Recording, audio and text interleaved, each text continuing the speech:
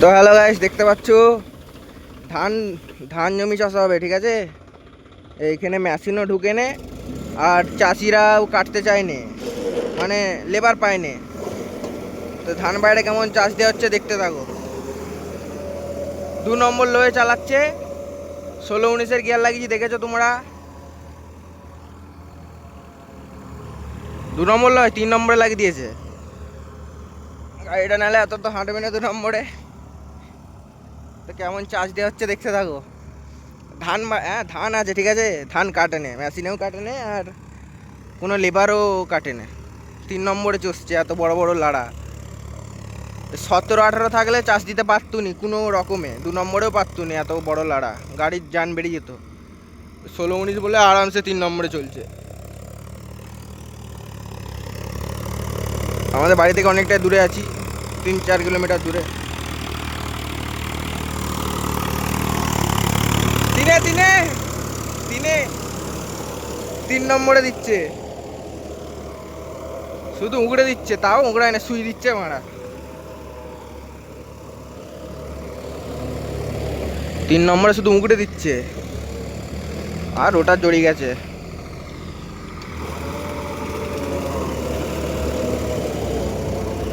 3 নম্বরে দেওয়া উচিত নয়, গাড়ির ক্ষতি, কিন্তু মানবে না কাকা। যতদিন গাড়ি নতুন আছে সব 3 নম্বরে পড়া। আলুর সময় 2 নম্বরে পড়া, আর কাদায় 3 নম্বরে পাকে না, যতদিন নতুন আছে আর কি।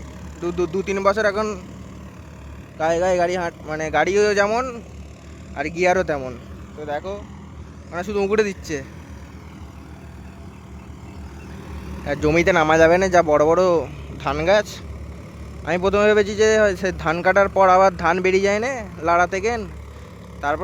তারপর কাকা বললো না, এটা ধান কাটা মেশিন এখানে আসে না, মানে একটা পাড়ার আমাদের অন্যরকম জায়গা এখানটা।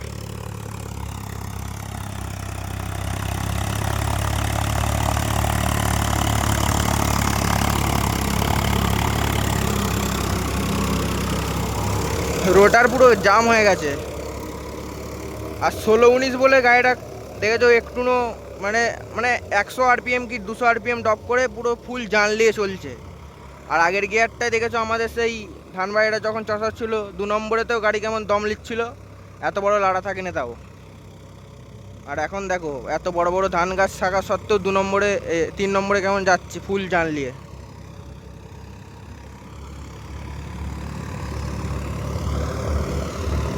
তো মানে রোটারের সেটিং যদি না ঠিকঠাক থাকে, সব গাড়ি তেল বেশি খাবে, বা গাড়ি কম দিনে পাম্প ফাম্প নষ্ট হয়ে যাবে। সেই সব দেখে শুনে রোটার কিনতে হবে, বা জেনে শুনে কোম্পানি থেকে গিয়ার লাগাতে হবে। রোটারের গিয়ার ঠিকঠাক না হলে গাড়ি এমনিতেই খারাপ হবে।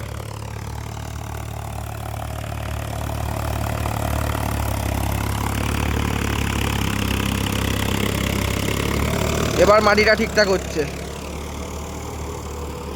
মানে মাটি হচ্ছে না, মানে ধান গাছগুলোকে তুলে কাদাতে লেপে দিচ্ছে। একটু জল থাকলে আরও ভালো হতো, পচে যেত। বাধ্য হয়ে ধানগুলোকে নষ্ট করতে হচ্ছে চাষির, লেবারও পায় না, আর মেশিনও আসে না। আমরা এইদিকে পাড়ার ভিতর দিয়ে ঘুরে ঘাড়ে এলুম, ঘর ঘর পর দিয়ে হয়ে, মানে রাস্তা নেই এখানে মেশিন ফেশিন আসার। এইদিকে হয়তো আছে, কিন্তু এই দিক থেকে মেশিন এত ঘুরে ঘাড়ে আসে না দুটো জমির জন্যে। ওই সাইড থেকে দেখাচ্ছি, দেখতে থাকো। গাড়ি 3 নম্বরে হাঁটছে দেখো খালি, আর রোটার পুরো জাম হয়ে গেছে মনে হচ্ছে। তো এটাই বলবো, রোটারের গিয়ার প্রিমিয়াম ঠিকঠাক না দিলে গাড়ি গাড়ি দোপে যাবে। আমাদের আগের গিয়ারগুলোই তোমরা দেখেছো গাড়ি কীরকম দোপছিল ইঞ্জিন, এইটাও চাষ দেবে একটু পরে। তো দেখো মাটিও ঠিকঠাক হচ্ছে, এত বড় বড় লাড়া থাকা সত্ত্বেও কীভাবে ঢুকে দিচ্ছে মাটির নিচে, আর গাড়ির জানও ফুল লাগাচ্ছে। কিন্তু ওই 17-18 গিয়ারে একটু না গাড়ি পাচ্ছিল নি টানতে, যদিও পাচ্ছিল। 3 নম্বরে তো এই জমিটা পারতোই নি, 2 নম্বরেও কি বলে 1 নম্বরে দিতে হতো। আর এখন দেখো 3 নম্বরেও গাড়ি ফুল জান নিয়ে চলছে।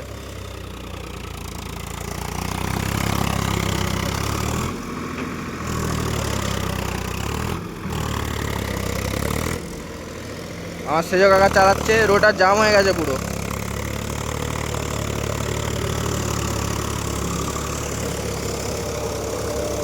আরপিএম অনেক ড্রপ করছে, 200-300 আরপিএম ড্রপ করে চলছে।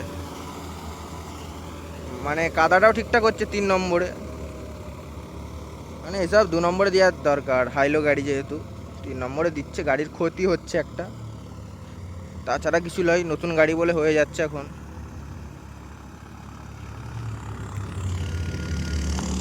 কীরকম কি চলছে কমেন্ট করে বলবে। এই জমিটার আর দেখাবো নি, এই জমিটা কতক্ষণ টাইম লাগে দেখি, বেশি বড় করবো না ভিডিওটা।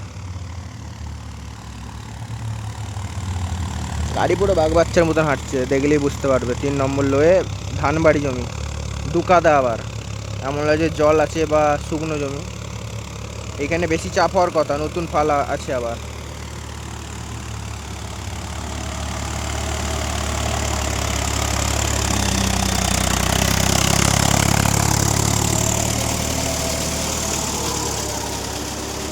ষোলো 17 আরপিএমে চালাচ্ছে, 1600-1700। মানে মাটি ঠিক আছে, কাদার নিচে ঢুকে দিচ্ছে, তোমার ধান গাছগুলো কাদার নিচে ঢুকে দিচ্ছে, অসুবিধা নেই। আর রোদ আছে প্রচুর, এখন চাষ সেরকম লাগে না, টুকটাক দেওয়া হচ্ছে। আর 1 সপ্তাহ 10 দিন পর থেকে পুরো তোড়জোড় করে লেগে যাবে পাখানা দিতে। আকাশে জলও নেই, রাত 10টা-11টার দিক করে হচ্ছে, 1 ঘন্টা করে, সকাল হতে সব জল টেনে নিচ্ছে, বালি মাটি বলে আমাদের এদিকে। আর এই বাঘ বাচ্চার মতন হাঁটছে পুরো।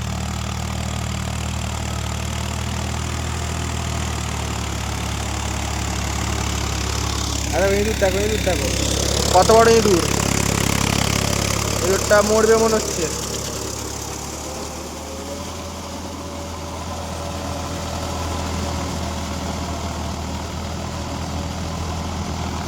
কত বড় ইঁদুর দেখতে পেলে, ওটা ইঁদুর না কি বলে জানিনি, আবার হয় কুচি গেছে নাহলে পালিয়ে গেছে। ও গেঁড়ে দিয়েছে মাটিতে, দেখতে হবে না, কাদার নিচে ঢুকিয়ে দিয়েছে ইঁদুরকে।